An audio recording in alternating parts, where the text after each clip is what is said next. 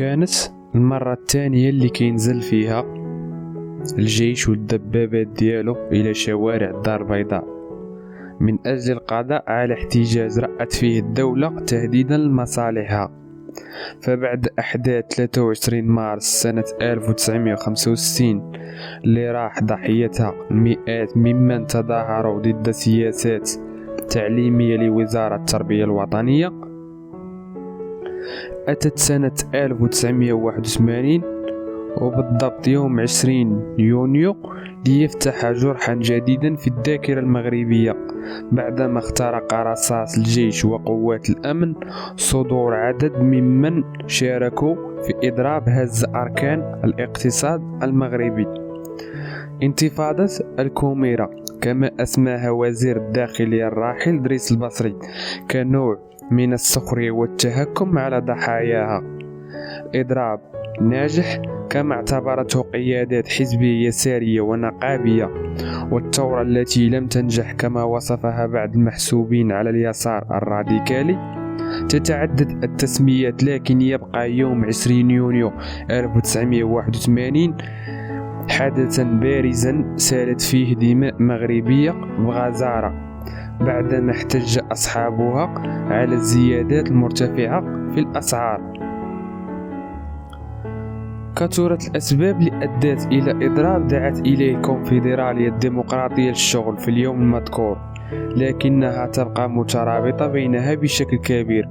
فالمغرب كان يعيش في تلك الفترة أزمة اقتصادية خانقة بعد تراجع إنتاجية الفوسفات وانخفاض مبيعاته في السوق العالمية، كما سجل الميزان التجاري عجز واضح خاصة في ظل ارتفاع تكاليف حرب الصحراء ضد جبهة البوليزاريو. وزاد تأسيس الكونفدرالية الديمقراطية للشغل كمركزية نقابية جديدة سنة 1978 من لهيب مواجهة نقابية مع الدولة. فقد اعتقل المئات في إضراب لقطاعي الصحة والتعليم سنة 1979، ورفعت الحكومة الأسعار خلال هذا العام والذي تلاه لتراسل الكونفدرالية الحكومة بمذكرات تنادي بضرورة الرفع من الأجور واحترام الحريات النقابية، إلى أن الحكومة أجابت الكونفدرالية ببيان شهير كان قطرة أفاضت كأس الصبر العديد من المواطنين المغاربة. فقد بثت وكالة المغرب العربي للأنباء بيانا للحكومة في 28 ماي 1981 أشارت فيه إلى زيادة جديدة في الأسعار بشكل أكبر من السابق في الدقيق والسكر والزيت والحليب والزبدة، وإذ ما أضفنا هذه النسب إلى زيادات 1979 و 1980 غيوصل المعدل ديال السكر 112% والزيت 107% والحليب 200% والزبدة 247% والدقيق إلى 185%. ورغم أن مركزيات نقابية أخرى هي الاتحاد المغربي للشغل دعات إلى إضراب جهوي بالدار البيضاء يوم 18 يونيو، إلى أن يوم السبت 20 يونيو اللي حدثته الكونفدرالية كإضراب عام في مدن البلاد كان أكثر قوة، حيث استجابت فئة عريضة من المواطنين قاطعوا الوظائف ديالهم والأعمال ديالهم وأغلقت التجار دكاكينهم. فظهرت مدن مغربية عديدة كأنها مدن أشباح أو مساحات ضربها طاعون أو مرض نادر. الاستجابة الكبيرة لدعوة الكونفدرالية الديمقراطية للشغل للإضراب أثار حقن السلطات، فقد فشل أعوان السلطة في تسني المواطنين على المشاركة في الإضراب رغم توزيعهم لمناشير كيحضروا فيهم بأنه انضموا لهذا الإضراب، وما استطاعتش قوات الأمن والجيش المنتشرة في المدن ترهيب المضربين، كما لم ينجح حصار المقر المركزي والمكاتب الجهوية للكونفدرالية الديمقراطية للشغل، وتم اعتقال قياديها بمن فيهم نوبير الأموي في إنهاء الإضراب.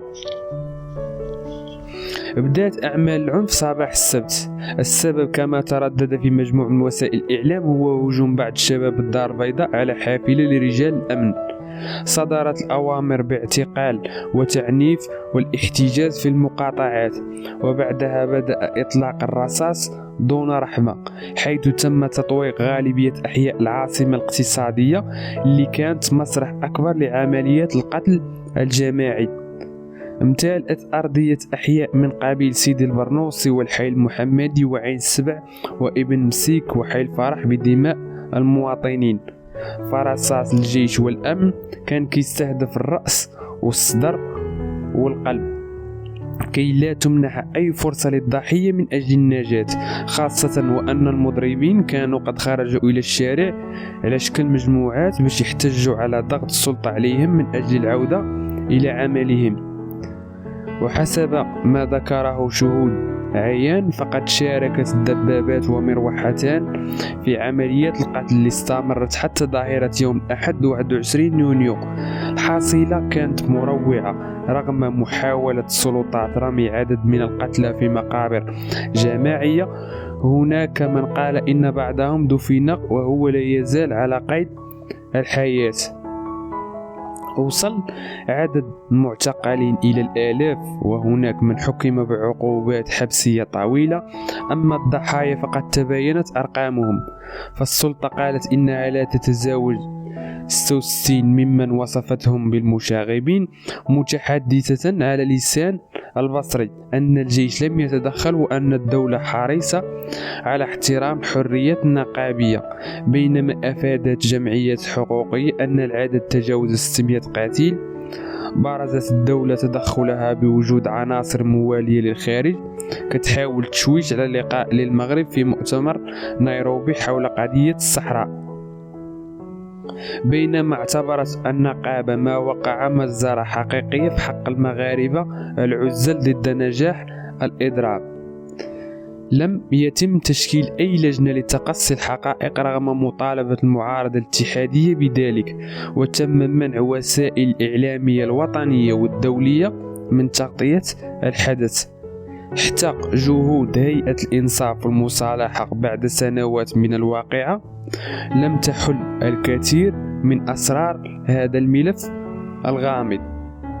في كل مرة تعلن الحكومة المغربية عن قرار لرفع الأسعار، يتذكر الكثير من المغاربة ذلك اليوم المشؤوم الذي أريقت فيه الدماء في صفحة لم تطوى بعد، ولا زالت تحفل بكثير من النقاشات سواء في بعض وسائل الإعلام المغربية أو الغربية أو في الشبكات الاجتماعية أو حتى في الميدان السينمائي الذي عرف إخراج فيلم يتحدث عن الواقعة. نهار 20 يونيو 1981 كان أحد أكثر أيام سنوات الرصاص سوادا ودليلا قويا على وضعية حقوق الإنسان السيئة في عقود خطيرة من تاريخ المغرب الحديث.